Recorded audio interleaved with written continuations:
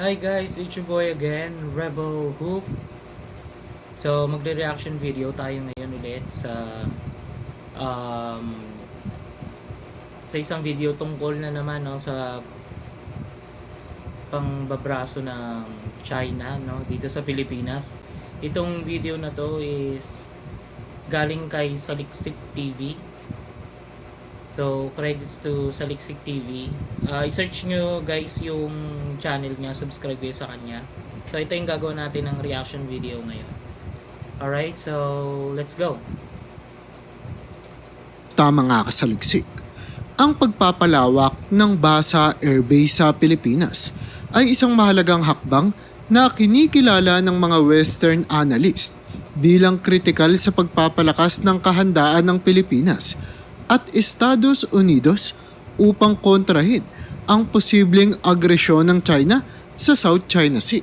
O ano, China, checkmate ka ngayon. Checkmate, di ba? Patuloy kaming pinapalakas ng US. Ito ay bahagi ng isang mas malawak na estratehiya upang tiyakin na ang dalawang bansa ay handa sa anumang sitwasyon sa rehiyon. Ang pangunahing bahagi ng proyektong ito ay ang pagtatayo ng isang 58,000 square meter na parking apron na may kapasidad na mag-accommodate ng hanggang 20 aircraft. Ang proyektong ito na inaasahang matatapos Kung tutuusin guys, yung 20 aircraft, mababang bilang pa yan eh. Kasi sa pagkakaalam ko, ang China libo yung mga aircraft nila. sa Hulyo 2026 ay bahagi ng isang kontratang nagkakahalaga ng mahigit $32 million na iginawad ng Pentagon sa Acciona CMS Philippines LLC.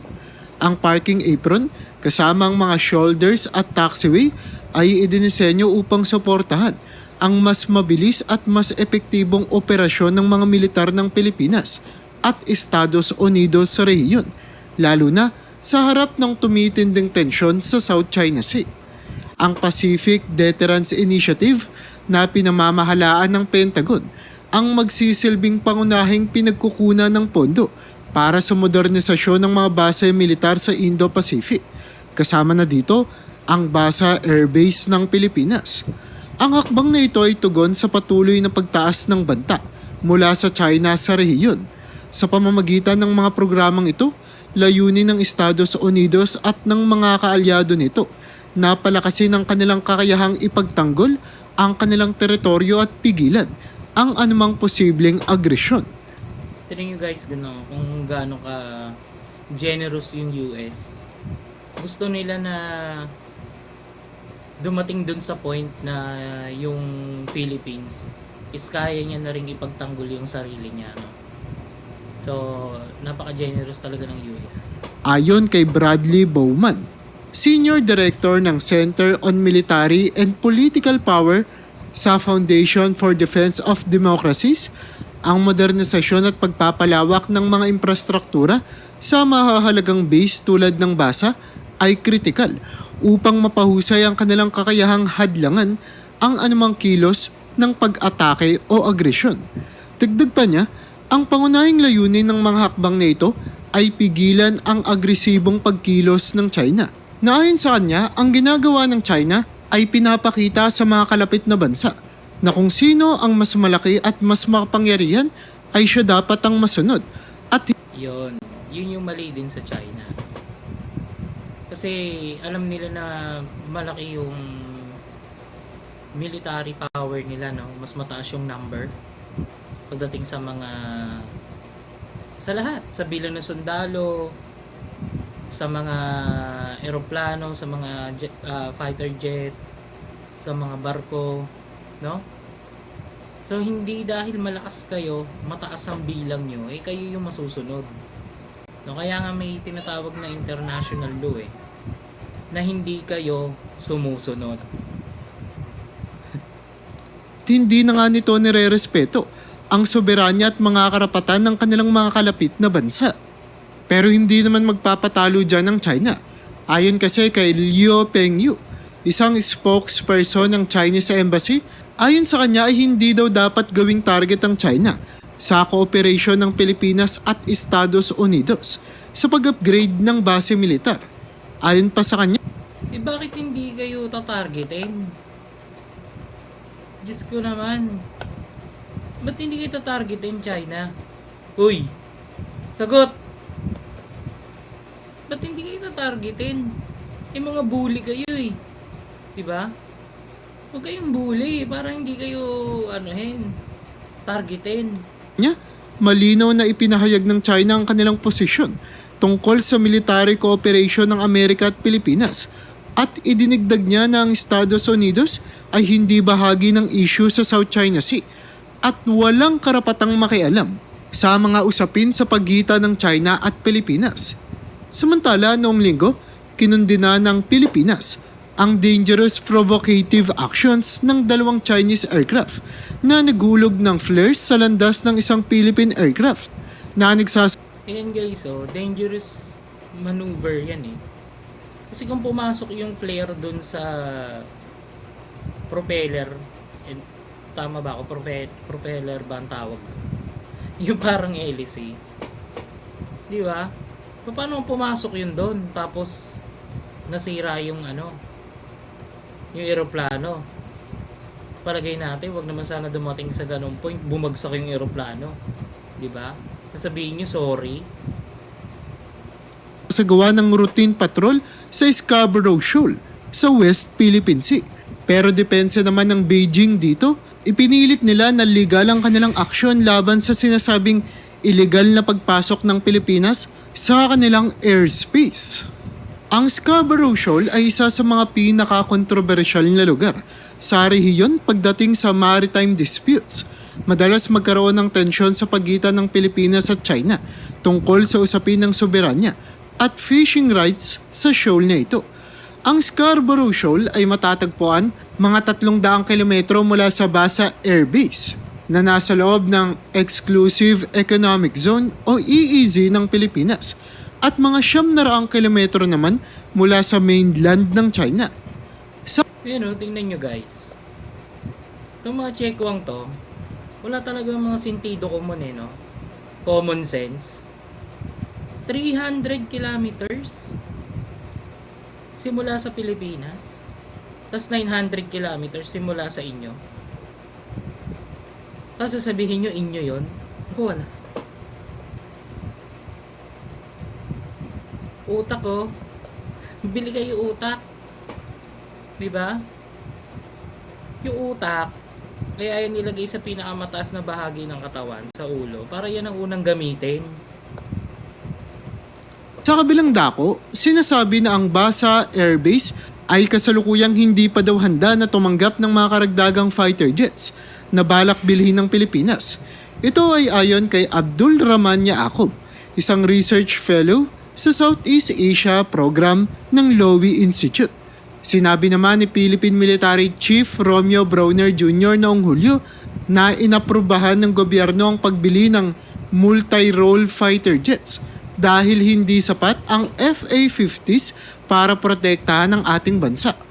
Ayon pa kay Philippine Military Chief Yaacob, kapag napalakas ng sapat na infrastructure at facilities ang Basa Air Base, ay maaari na itong sumuporta at magpatuloy ng joint operations ng Filipino at mga kaalyadong puwersa sa South China Sea, kabilang ang surveillance operations. Dagdag pa ni Yaacob, ang Basa Air Base ay maaaring maging mahalaga sa anumang tensyon o conflict sa pagitan ng Amerika at China dahil sa lokasyon nito na nakaharap nga sa South China Sea, malapit sa Hainan Island ng China. Ang modernisasyon ng base ay bahagi ng Enhanced Defense Cooperation Agreement o EDCA na pinirmahan noong 2014. Sa ilalim ng EDCA, pinapayagan ng Amerika na magtayo at mag-operate ng mga pasilidad sa mga Philippine bases para sa parehong bansa at mag-rotate ng American forces sa Pilipinas. Subalit, mahalagang malaman natin na ang kasunduan na ito ay hindi nangangahulugan na pwede nang magtatag ng mga permanenteng US bases sa ating bansa. Ang US ay naglaan na nga rin ng $66.57 million para sa Basa Air Base mula sa kabuoang $82 million na inilaan. Tingnan nyo guys, no? 82 million dollars. Magkano yan sa pera natin?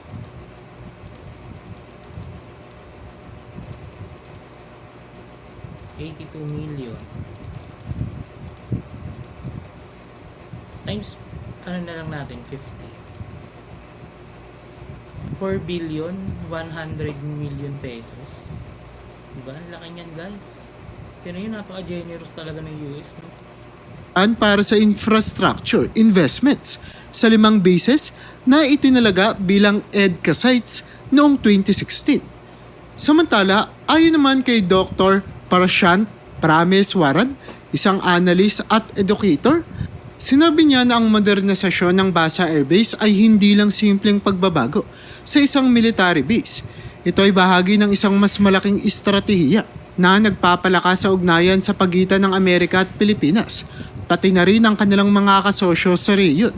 Sa ilalim ng pamumuno ni Philippine President Ferdinand Marcos Jr., nakikita ang mas matibay na kooperasyon sa pagitan ng dalawang bansa.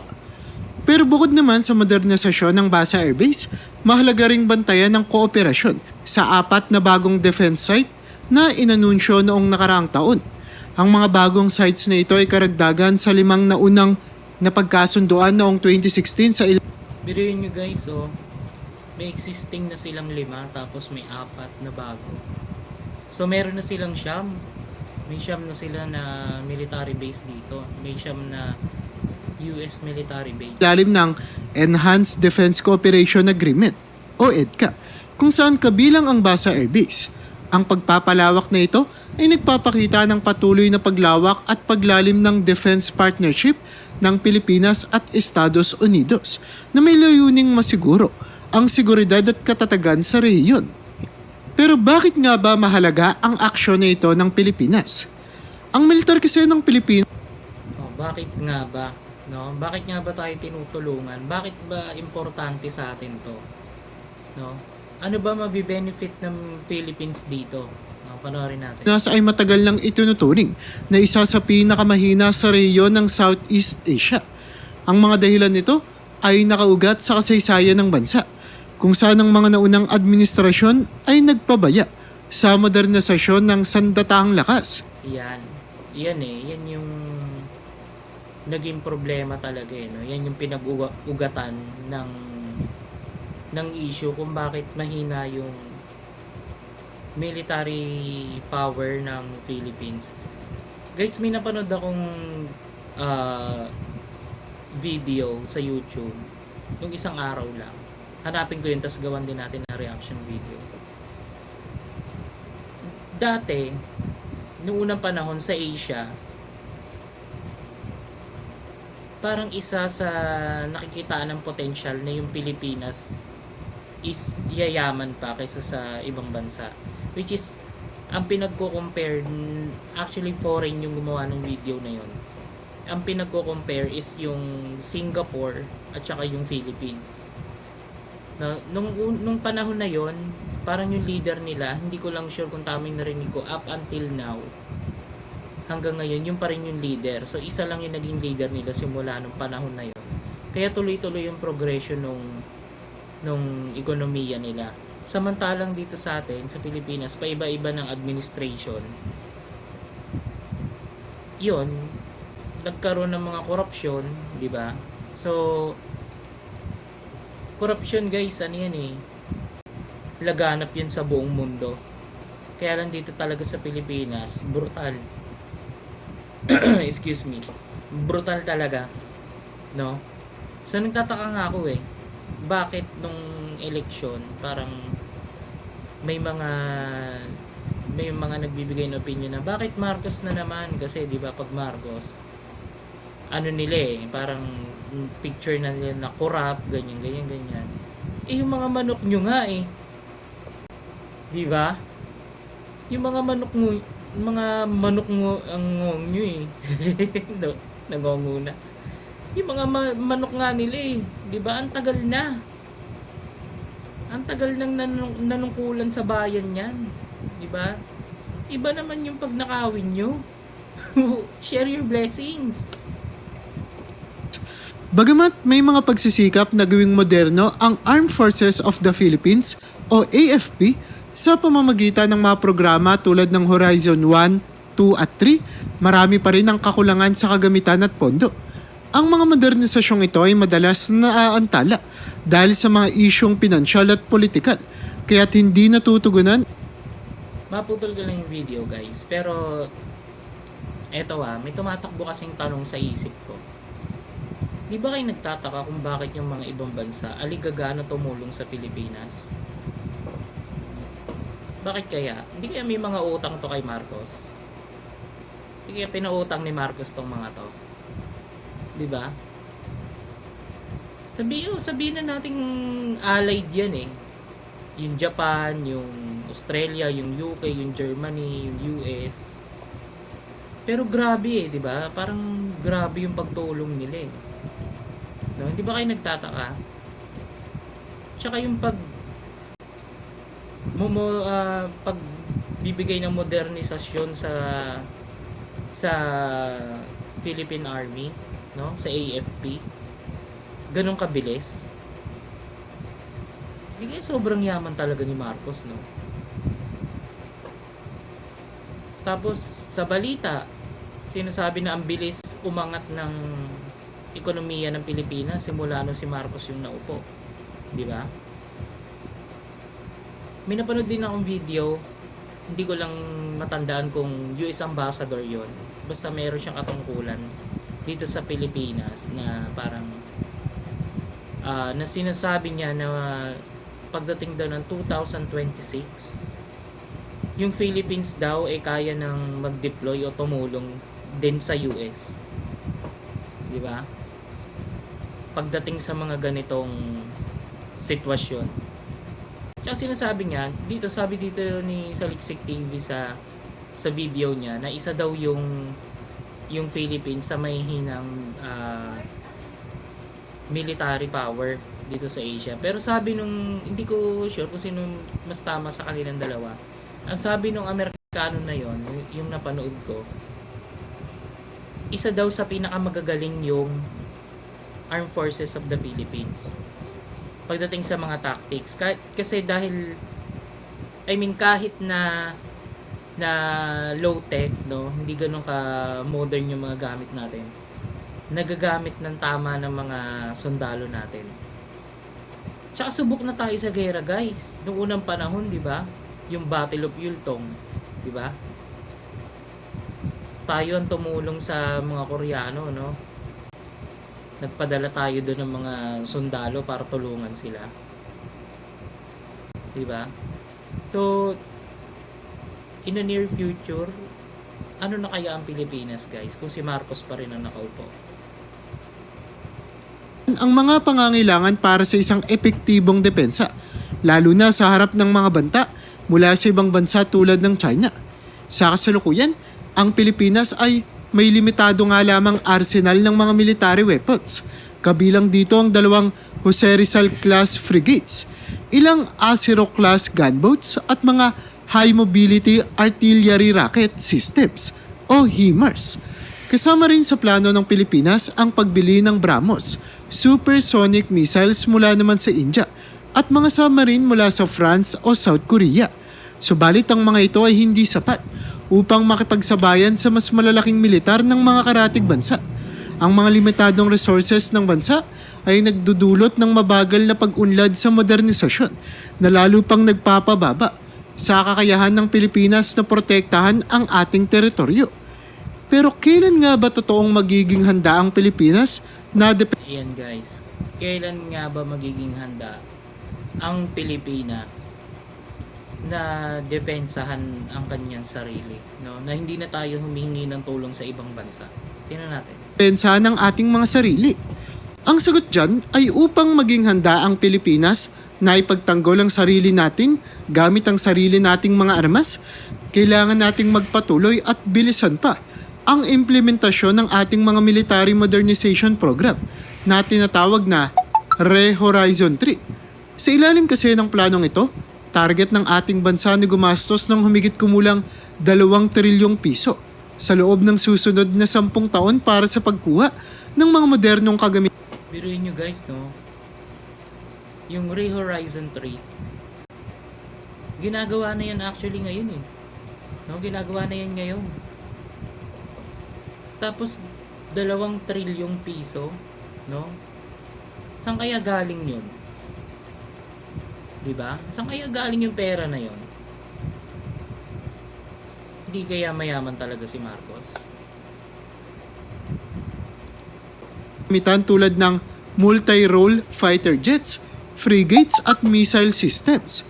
Ang mga makabagong teknolohiyang ito ay inaasahang magbibigay sa Pilipinas ng kakayahang harapin ng mga banta mula sa labas, partikular na syempre sa mga teritorial na alitan sa South China Sea. Bagamat malaki ang potensyal ng planong ito, tinatayang hindi magiging ganap na handa ang Pilipinas hanggang sa matapos ang implementasyon nito na posibleng umabot ng 2030s. Ang mga hamon sa ekonomiya at kakulangan sa pondo ay maaaring makapagpabagal sa proseso ng programa. Gayunpaman, may mga hakbang na ginagawa upang mapabilis ito, kabilang ang tulong mula sa Amerika na naglaan nga ng $500 milyong para suportahan ang modernisasyon ng militar ng Pilipinas. Guys, $500 million, no? Magkano yun sa pera natin? 500 billion ba? 500 million times 50.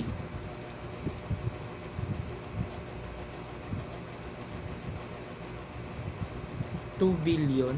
Ah, hindi. 2 trillion, 500 million pesos. Kung magiging matagumpay ang mga hakbang na ito, inaasahan na sa loob ng susunod na dekada, ang Pilipinas ay magkakaroon ng sapat na kakayahan para depensa ng sarili ng mas epektibo. Pero hindi naman may pagkakailan na tinutulungan ng Pentagon ng Pilipinas dahil sa regional security, partikular na sa Indo-Pacific, ay kritikal sa mga interes ng Estados Unidos. Ang pagtaas ng tensyon sa West Philippine Sea o South China Sea, lalo na ang mga agresibong hakbang ng China laban sa mga teritorial na claim ng Pilipinas, ay nagbunsod sa Amerika. Napalakasin ang kanilang alyansa sa pamamagitan ng militar na suporta. Sa pamamagitan ng pagbibigay ng $500 milyong na tulong sa modernisasyon ng militar ng Pilipinas, nais ng Amerika na palakasin ang depensa ng bansa laban sa mga panlabas na banta at tiyakin na mananatiling bukas at malaya ang mga ruta sa karagatan na mahalaga sa pandaigdigang kalakalan. Ang tunay na pakay ng Pentagon o Amerika ay hindi lamang ang pagtataguyod ng seguridad ng Pilipinas, kundi pati na rin ang pagpapatibay ng presensya at impluensya ng Amerika sa rehiyon. Sa ganitong paraan, napapalakas din ang posisyon ng Amerika laban sa China at natutulungan nila ang kanilang mga kaalyado tulad ng Japan at Australia na magkaroon ng mas malakas na kolektibong depensa. Ang benepisyo para sa Amerika ay ang mas matatag na posisyon sa... So, kitang-kita naman natin guys, no, sa video na to kung gaano ka generous yung US at saka kung gaano ka aligaga, no, yung ibang bansa na tumulong din sa atin, no. Yun talaga yung tanong ko eh. Bakit ganun sila kaaligagang tumulong sa Pilipinas itong mga panahon na ganito, no. So kung nagustuhan mo yung video, paki-like, and kung ano yung pananaw mo, ano masasabi mo sa video na to, sa reaction video na to. Kung may mga kailangan pa akong i-improve, i-comment mo rin sa baba, no. So credits ulit kay Saliksik TV. I-subscribe niyo yung channel niya guys, no. So like and subscribe guys. Once again, this is Rebel Hoop. Bye now.